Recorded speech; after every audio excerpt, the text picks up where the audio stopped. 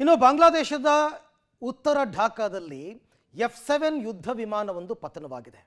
ಒಂದು mile stone ಅಂತಕ್ಕಂಥ ಸ್ಕೂಲಿನ ಮೇಲೆ ಅದು ಬಿದ್ದು ಧಗಧಗನೆ ಹತ್ತಿ ಉರಿದಿದೆ. ಈ ದುರಂತದಲ್ಲಿ ಇಲ್ಲಿ ತನಕ ಲೆಕ್ಕ 19 ಜನ ಮೃತಪಟ್ಟಿದ್ದಾರೆ.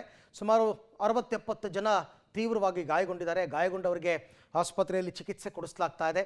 ಜನ ಅಂತೂ ಬೆಚ್ಚಿ ಬಿದ್ದು ಬಿಟ್ಟಿದ್ದಾರೆ. ಹೇಗಾಯಿತು ಈ ದುರಂತ, ಏನು ಕಥೆ ನೋಡೋಣ ಬನ್ನಿ. ಬಾಂಗ್ಲಾದೇಶದಲ್ಲಿ F7 ಯುದ್ಧ ವಿಮಾನ ಪತನ, ಪೈಲಟ್ ಸೇರಿ 16ಕ್ಕೂ ಹೆಚ್ಚು ಜನ ದುರ್ಮರಣ. ಢಾಕಾದ ಮೈಲ್ ಸ್ಟೋನ್ ಶಾಲಾ ಕಟ್ಟಡ ಧ್ವಂಸ.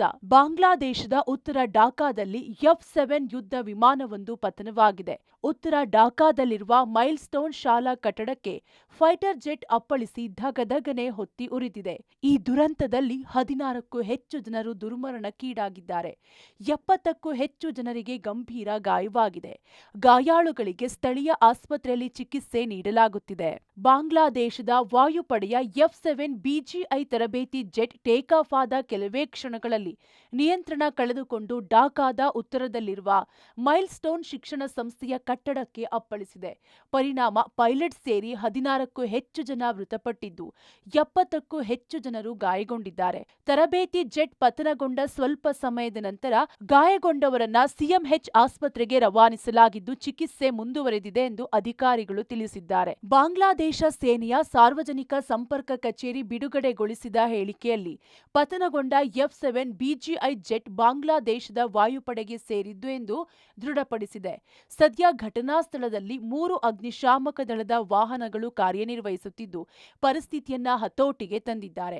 ಅಪಘಾತಕ್ಕೀಡಾದ F7 ತರಬೇತಿ ವಿಮಾನವು ಬಾಂಗ್ಲಾದೇಶದಲ್ಲಿ ನಿರ್ವಹಿಸುತ್ತಿರುವ 16 ವಿಮಾನಗಳಲ್ಲಿ ಒಂದಾಗಿದೆ. ಇದು ಚೀನಾದ A7 ಯುದ್ಧ ವಿಮಾನದ ಮುಂದುವರಿದ ಆವೃತ್ತಿಯ ವಿಮಾನವಾಗಿದೆ. ರನ್ವೇಯಿಂದ ಜಾರಿದ ಏರ್ ಇಂಡಿಯಾ ವಿಮಾನ. ಮುಂಬೈ ಏರ್ಪೋರ್ಟ್ನಲ್ಲಿ ತಪ್ಪಿದ ಭಾರೀ ದುರಂತ. ಇನ್ನು ಮುಂಬೈ ಏರ್ಪೋರ್ಟ್ನಲ್ಲಿ ಭಾರೀ ದುರಂತವೊಂದು ತಪ್ಪಿದೆ. ಕೊಚ್ಚಿಯಿಂದ ಮುಂಬೈಗೆ ಹೊರಟಿದ್ದ ಏರ್ ಇಂಡಿಯಾ ವಿಮಾನ ಲ್ಯಾಂಡಿಂಗ್ ಸಮಯದಲ್ಲಿ ತೊಂದರೆ ಎದುರಿಸಿದೆ.